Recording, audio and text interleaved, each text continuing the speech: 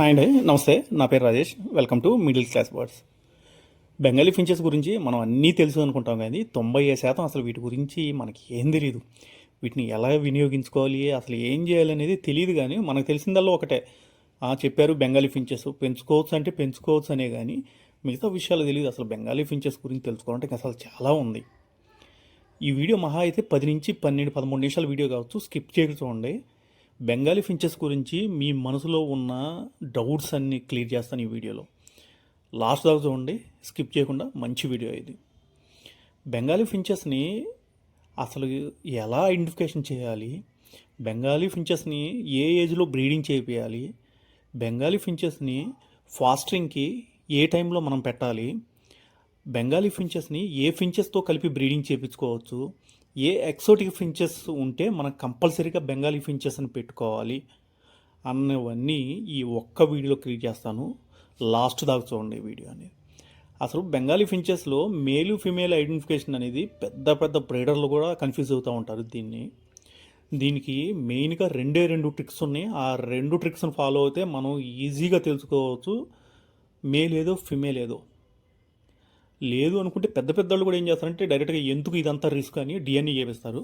First trick ఇది చూస్తే 90% మీకు డౌట్ క్లియర్ అనేది మేల్ ఏదో ఫిమేల్ ఏదో. అది ఎప్పుడు క్లియర్ అవుతుందంటే మీకు అడల్ట్ స్టేజ్ వచ్చింది అనుకుంటే ఈ ట్రిక్ అనేది 90% సక్సెస్ అయిపోయింది. మీరు 2 టైల్స్ని చూడండి. ఈ 2 బెంగాలీ ఫించెసే. ఈ 2 టైల్స్ కింద ఎలా ఉన్నాయి, మేల్కి అనేది టైల్ ఎప్పుడు మీరు పట్టుకొని చూస్తే స్ట్రైట్గా ఉండిద్ది. అది చూడండి, అది మేలు. ఏదైతే వంకరపోయి ఉందో, కొద్దిగా వెనక్కి పెట్టుందో టైలు, అది ఫిమేల్.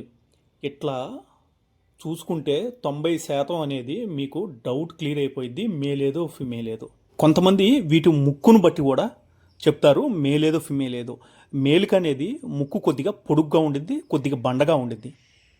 ఫిమేల్కి ముక్కు షార్ట్గా ఉండిద్ది, కొద్దిగా వెడల్పు తక్కువగా ఉండిద్ది.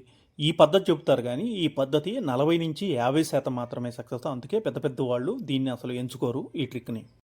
100% సక్సెస్ అయ్యే ఒక టిప్ చెప్తాను నేను, అది వీడియో మధ్యలో చెప్తాను.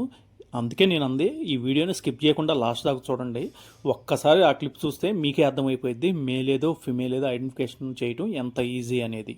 బెంగాలీ ఫించ్ని సొసైటీ ఫించ్ అంటారు, లేక పేరెంట్ ఫించ్ కూడా అని అంటారు.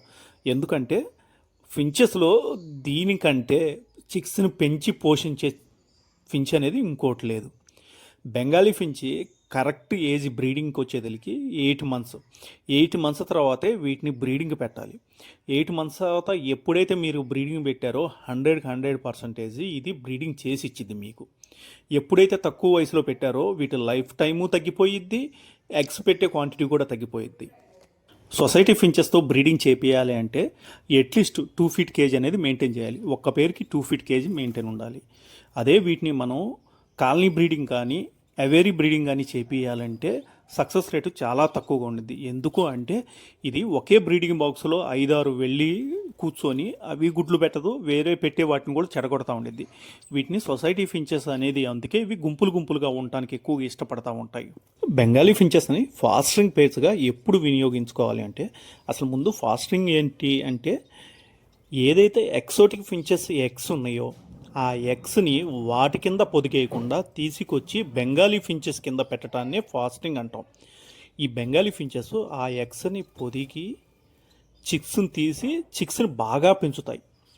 వీటిని అందుకే పేరెంట్ ఫించెస్ కూడా అని అంటారు. ఇందుకే బెంగాలీ ఫించెస్ని ఫాస్టరింగ్కి వినియోగించాలి అంటే వీటి ఏజ్ అట్లీస్ట్ 8 months ఉండాలి. బెంగాలీ ఫించెస్ని ఫాస్టరింగ్కి వినియోగించాలి అంటే ఒక మేలు ఒక ఫిమేల్ కూడా పెట్టుకోవచ్చు ఒకే కేజీలో. లేదు అంటే 2 మేల్గా పెట్టుకోవచ్చు, లేదు అంటే 2 ఫిమేల్గా పెట్టుకోవచ్చు.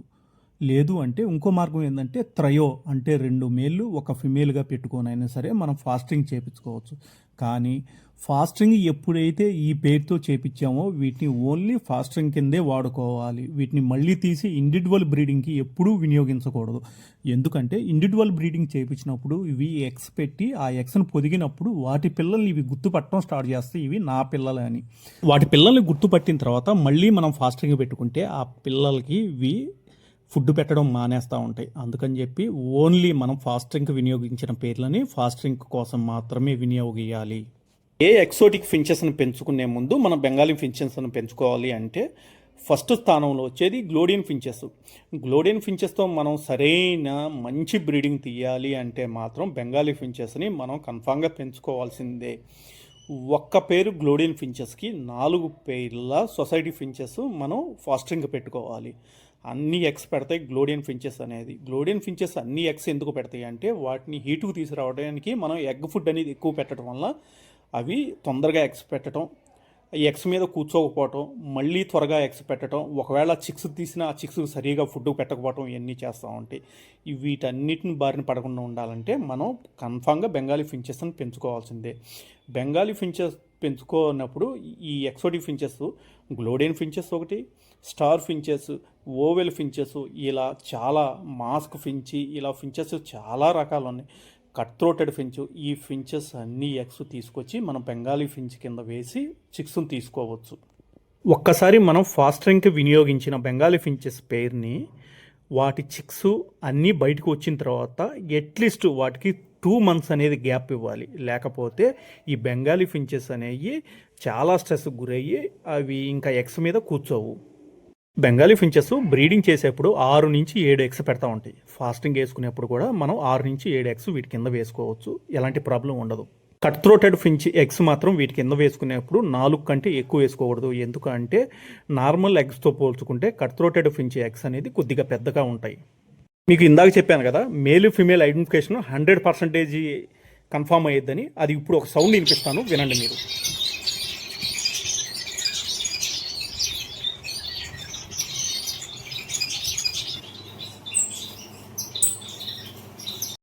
సొసైటీ ఫించెస్లో మేలు మాత్రమే ఈ రకమైన సౌండ్ చేస్తూ ఉండిద్ది. మేలు సింగింగ్ చేయటం, ఇలా ఆడటం, దీన్ని బట్టి మనం 100కి 100% మేలేదో ఫిమేలేదో తొందరగా అర్థం చేసుకోవచ్చు. మీరు ఎవరి దగ్గరైనా సరే 3 పేర్లుగానో 4 పేర్లుగానో బెంగాలీ ఫించెస్ తీసుకున్నప్పుడు మీరు ఇంటికి రాగానే మీకు అర్థం కాదు మేలేదో ఫిమేలేదో ఎలా డివైడ్ చేయాలో. అలాంటప్పుడు ఈ 3 పేర్లని ఒక కేజీలో వేసి ఒక 15 నిమిషాలు అబ్జర్వ్ చేయండి. మీకు అది అడల్ట్ స్టేజ్ అయితే కన్ఫామ్గా అర్థమైపోయింది. మేల్ అనేది పాటలు పాడటం స్టార్ట్ అయింది. దాని ద్వారా ఏంటంటే మీరు ఒక్కొక్కటి డివైడ్ చేసుకోవచ్చు. దానివల్ల ఏ ఇబ్బంది అంటూ ఉండదు. సొసైటీ ఫించ్ సీడ్ మిక్స్ అనేది నార్మల్ ఫించెస్కి ఏదైతే పెడతామో మనం అదే పెట్టవచ్చు, ఇబ్బంది ఉండదు. కానీ వీటికి సాఫ్ట్ ఫుడ్ అనేది వీక్లీ 3 times 4 times ఖచ్చితంగా పెట్టాల్సిందే.